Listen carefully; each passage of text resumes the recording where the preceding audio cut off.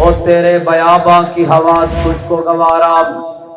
اس دشت سے بہتر نہ دلی نہ بخارا۔ غیرت بڑی چیز ہے جہان تگ و دو میں، پہناتی ہے درویش کو تاج سر دارا۔ جس سمت میں چاہے صفت سیل رواں چل، وادی یہ ہماری وہ صحرا بھی ہمارا۔ حاصل کسی کامل سے یہ پوشیدہ ہنر کر، حاصل کسی کامل سے یہ پوشیدہ ہنر کر، کہتے ہیں کہ شیشے کو بنا سکتے ہیں خارا، کہتے ہیں کہ شیشے کو بنا سکتے ہیں خارا۔ دین ہاتھ سے دے کر اگر آزاد ہو ملت، دین ہاتھ سے دے کر اگر آزاد ہو ملت، تو ہے ایسی تجارت میں مسلمان کا خسارہ۔ اخلاص عمل مانگ نیا گانے کہن سے، اخلاص عمل مانگ نیا گانے کہن سے، اخلاص عمل مانگ نیا گانے کہن سے، شاہاں چے عجب گر بنوازن گدا یارام۔ اور تقریر بڑی مفصل طریقے سے کل بھی ہو چکی۔ آزادی کی داستان ایک اتنی طویل اور دردناک داستان ہے۔ لوگ سمجھتے ہیں کہ آج پرنٹنگ پریس کے ذریعے ایک پاکستان کا جھنڈا چھاپ کر اور ایک ادھر چھوٹا سا بیج لگا کر ہم بڑے پاکستانی ہونے کا اظہار کر رہے ہیں، یا کسی بلڈنگ کے اوپر پاکستان کا جھنڈا لگا کر کہتے ہیں کہ ہم پاکستانی ہیں۔ آپ ٹھیک ہے پاکستان میں بسنے والے ہو، جن کے بڑے پاکستان کی تعمیر کے وقت اپنی لوہے کی ملیں بنا رہے تھے، وہ آج پاکستانی ہونے کا جناب شرف حاصل رکھتے ہیں، اور ملک میں تین بار وزارت عظمیٰ کے جناب وہ مزے لوٹ چکے ہیں، اور جن کی اولادیں آج یہودیوں کے پاس تربیت کر رہی ہیں، اور جنہوں نے ملک کے اندر صرف گیندے اور بلے مار کر اپنا نام کما کر پھر وزارت عظمیٰ کی سیٹیں حاصل کر کے وہ سمجھ رہے ہیں کہ ہم پاکستانی ہیں۔ پاکستانی وہ نہیں ہے، پاکستانی وہ ہے کہ جب پاکستان کا پرچم اٹھانے پر گلے کٹ رہے تھے ان گنت، اور جب پاکستان کا پرچم اٹھانے پر چھپ کر ہجرتیں کرنی پڑ رہی تھی، اور جب پاکستان کا نعرہ لگانے پر کنبے کے کنبے دریائے راوی میں قتل ہو رہے تھے، اور جب پاکستان کا نعرہ لگانے پر پوری کی پوری ٹرینیں سر کاٹ کر امرتسر سے لاہور بھیجی جا رہی تھی۔ پاکستان کا نعرہ لگانا اس وقت مشکل تھا، اور اس وقت مشکل ہمارے بڑے اپنے کاروبار نہیں چمکا رہے تھے، ہمارے بڑے اپنی ملیں اور انگریز سے جاگیریں نہیں حاصل کر رہے تھے، بلکہ ہمارے بڑے نعرہ لگا رہے تھے کہ بٹ کے رہے گا ہندوستان اور بن کے رہے گا پاکستان، اور پاکستان کا مطلب کیا؟ دستور ریاست کیا ہوگا؟ وہ تھے ہمارے بڑے، اور ان بڑوں کی لائن اسی طریقے سے آج ان کی اولادیں بھی، ان کو پتا ہے انگریز کے ان غلاموں کو، ان انگریز کے ان جناب چاپلوسوں کو، ان انگریز کے نوکروں اور چاکروں کو پتا ہے کہ اگر یہ حقیقی وارث جن کے بڑوں نے اس خطے پر 1000 سال حکومت کی ہے، جن کو حکومت کرنے کا پتا ہے، جن کو حکومت کرنے کا ڈھنگ آتا ہے، جن کو پتا ہے کہ غیروں سے بات کس رویے اور کس زبان میں کی جاتی ہے، ان کو پتا ہے اگر پاکستان کے تخت پر حضور کے دین کا پرچم لے کر یہ بابا جی کے متوالے آ گئے تو پھر یہاں کسی کی چل نہیں سکتی۔ اس لیے آئے روز دن بدن ایک نئی ریشہ دوانیاں گھڑتے ہیں، کہتے ہیں کہ یہ جماعت انتہا پسند ہے۔ میں نے کہا یہ جماعت انتہا پسند نہیں ہے، یہ جماعت غیرت مند ہے، اور اگر غیرت مندی کا نام انتہا پسند ہے تو پھر میں بھی انتہا پسند ہوں، پھر میرے بچے بھی انتہا پسند ہیں، پھر میرے کارکن بھی انتہا پسند ہیں، پھر ہمارا بات بھی انتہا پسندی ہے۔ اور غیرت مندوں کو جب بے غیرتوں کو غیرت کی بات دلائی جائے نا تو وہ کہتے ہیں بڑی انتہا پسندی ہو رہی ہے۔ ہم ان کو غیرت دلانے کی بات کرتے ہیں۔ میں آپ کو پاکستان کی تاریخ کا ایک واقعہ سناتا ہوں۔ پاکستان بن گیا، کچھ دیر بعد، کچھ وقت گزرنے کے بعد ایک شخص ہندوستان میں گرفتار ہو گیا سمگلنگ کے جرم میں، جو پاکستان بارڈر کراس کر کے ادھر سمگلنگ کے جرم میں گرفتار ہو گیا۔ جب وہ گرفتار ہوا تو تب نیا نیا نظام بن رہا تھا،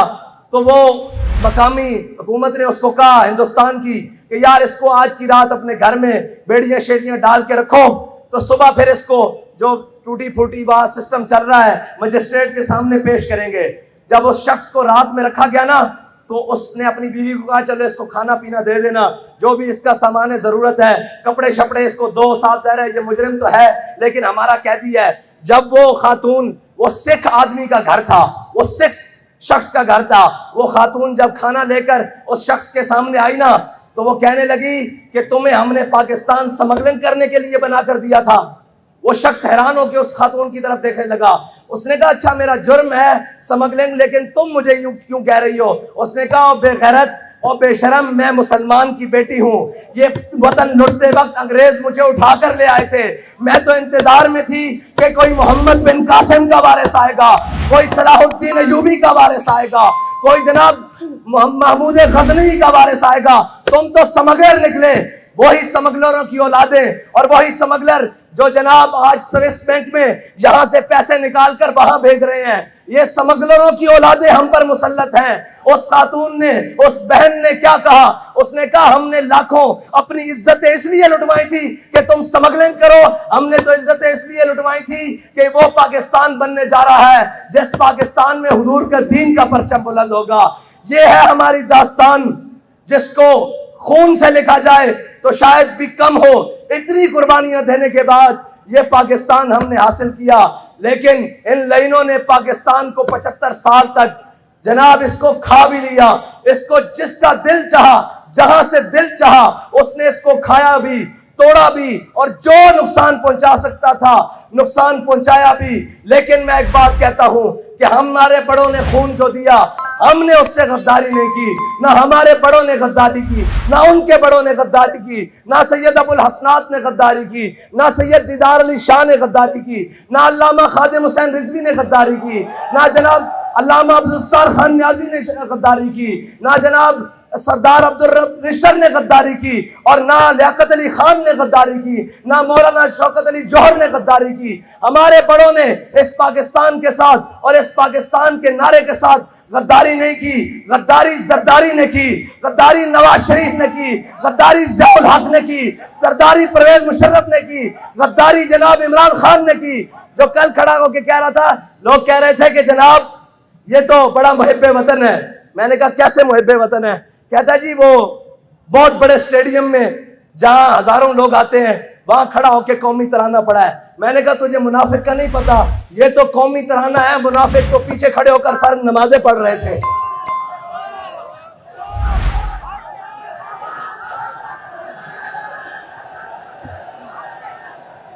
منافقوں کی پہچان ہی یہ ہے، منافق تو پیچھے کھڑے ہو کر فرض نمازیں پڑھ رہے تھے، جمعے والے دن پہلے ممبر پہ کھڑے ہو جاتے تھے۔ یہ تو منافق کھڑا ہو کے ترانہ پڑھے گا نا، اس کا پردہ جو چاک ہو رہا ہے، اس نے ترانے پڑھنے ہیں۔ تو ترانے نہیں، تو جو ترانے لکھنے بھی شروع کر دے، ہمیں اس سے غرض نہیں ہے، ہمیں پتہ ہے تو منافق اعظم ہے۔ اور اب ڈیلے کرنے کے لیے ہمارے پاس خبریں موجود ہیں، کون کس سے ملنے کہاں کہاں جا رہا ہے۔ یہ یاد رکھنا، وہ کوئی بھی ہو جس نے اس پاکستان کے ساتھ کسی قسم کی بھی غداری کی ہے، تحریک لبیک پاکستان والے اس کے وجود کو قبول نہیں کریں گے، اس کے وجود کو قبول نہیں کریں گے۔ جس نے کہا یہ عارضی لائن ہے، اس کے وجود کو قبول نہیں کریں گے۔ جس نے کہا جناب ہم ایک ہی رحمان اور رام کو مانتے ہیں، اس کی وجود کو تحریک لبیک پاکستان والے اور یہ ملت قبول نہیں کرے گی، اس لیے کہ وہ جس سے اس وطن کی جیل تو نہ کاٹی گئی اور بھاگ کر لندن جا کر بیٹھ گیا، جس کو لندن کے ایسی راس آئے ہوں، اسے ملت کے درد کا کیا پتا، اسے قوم کے درد کا کیا پتا، اس کو کیا پتا کہ یہاں بیٹیاں غربت کی وجہ سے تمہارے کرتوتوں کی وجہ سے کاٹی جا رہی ہیں، ہمارے کرتوتوں کی وجہ سے نہیں۔ تم نے اس ملک کے عوام اور قوم کو اس حد تک لے جایا ہے کہ سارے دیکھ کر کہتے ہیں کہ یار یہ تم نے پاکستان حاصل کیا، یہ تم نے نعرہ لگایا، یہ تم نے اپنے وطن کے ساتھ کیا۔ میں ان سب کو کہتا ہوں ہم نے اپنے وطن کے ساتھ کچھ نہیں کیا، ہم نے لاشیں اٹھائیں، بھائی زخمی کروائے، بچے اپنی بچیاں جیلوں میں بھجوائیں، جناب گھروں کی چادر اور دیواری کی پامالی کی، لیکن اپنے پاکستان کے خلاف ایک حرف نہیں بولا، ایک سوچا بھی نہیں، بلکہ یہ کہا کہ اوئے یہ پاکستان ہمارا ہے، یہ پاکستان ہمارے بڑوں نے بنایا ہے۔ ابھی فی الحال یہ کچھ جناب وہ چند ناہنجاروں اور غداروں کے ہاتھ میں ہے، لیکن یہ یاد رکھنا وہ کہہ گئے ہیں نا کہ منزلیں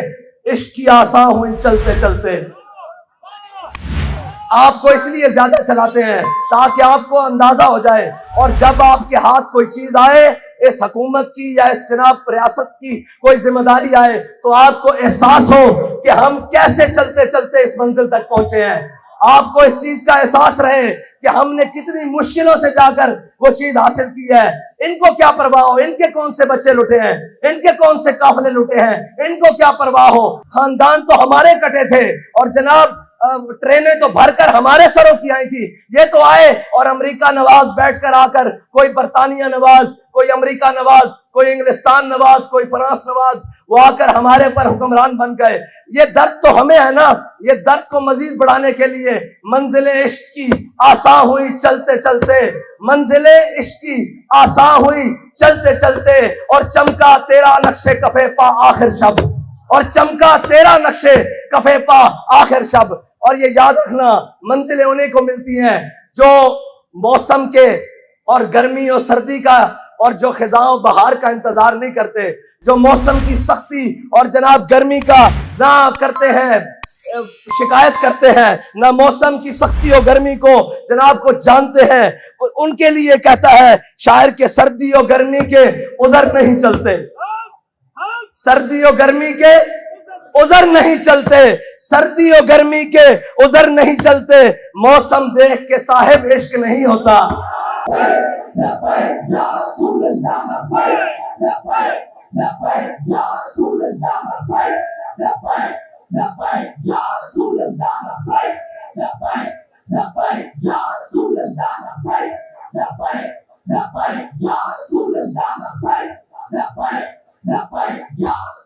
اور ہم سے ڈرنے والے یہ یاد رکھیں کہ ہمارے اندر کوئی تمہارے لیے نرمی نہیں ہے، اور ہمارے پاس نظریہ بڑا صاف ہے اور بڑی کھلی بات ہے، جو حضور کا غلام ہوگا وہ ہمارا امام ہوگا، لیکن جو ان سے بیگانہ ہوگا ہماری جوتی بھی اس سے مہنگی ہے، ہماری جوتی کے ساتھ لگنے والی خاک بھی اس سے مہنگی ہے انشاءاللہ۔ بس اتنی بات ہے کہ اپنے کارواں کو اور اپنے جذبے کو اسی طرح سلامت رکھتے ہوئے، اور سفر جتنا بھی طویل ہو جائے، تھک گئے ہو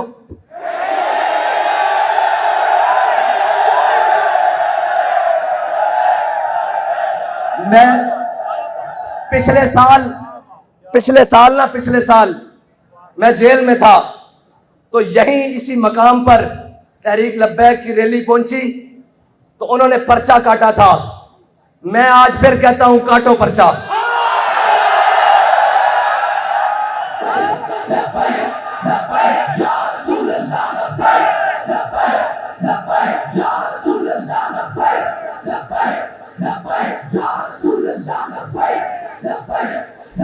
ایک ایک کا نام گن لو، ایک ایک کی شکل یاد کر لو، کاٹو پرچہ، تم پرچہ کاٹو، پھر اس کا چرچا کرنا ہمارا کام ہے۔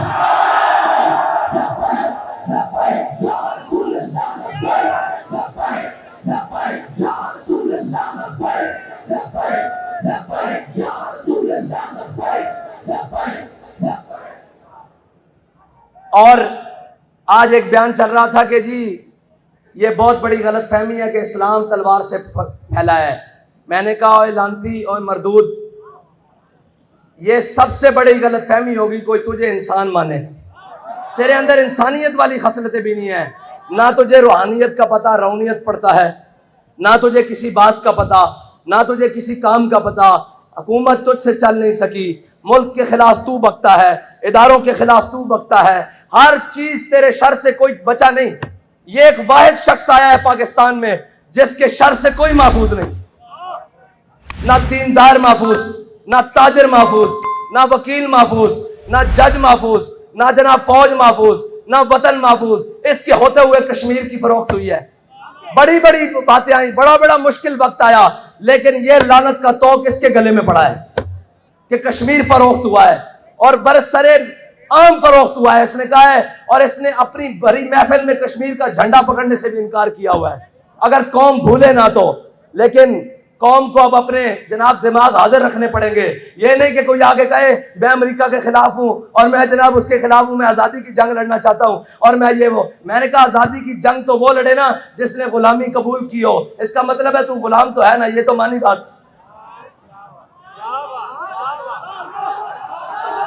اس کا مطلب ہے تو نے 3.5 سال تو غلامی میں گزارے ہیں۔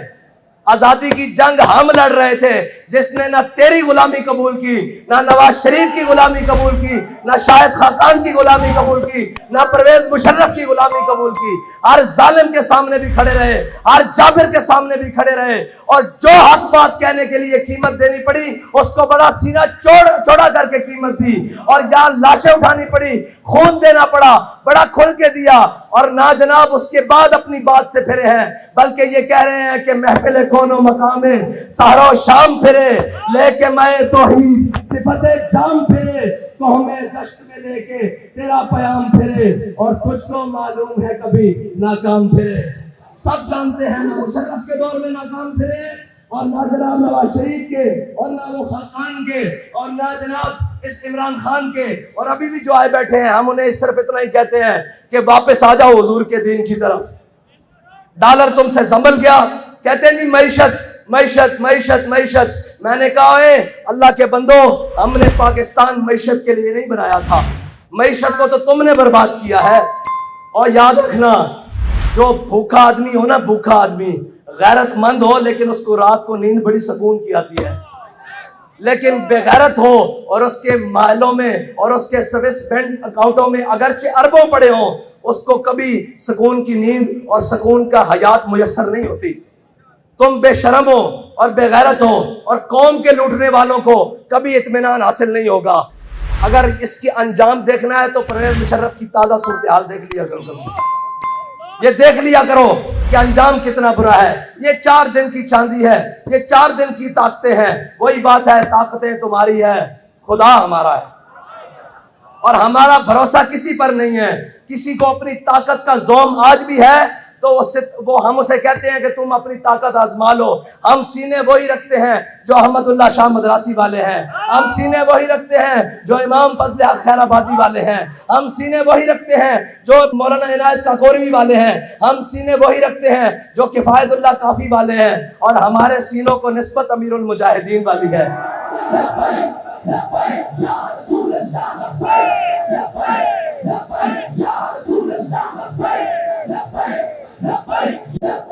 اور تم بہکا اس کو سکتے ہو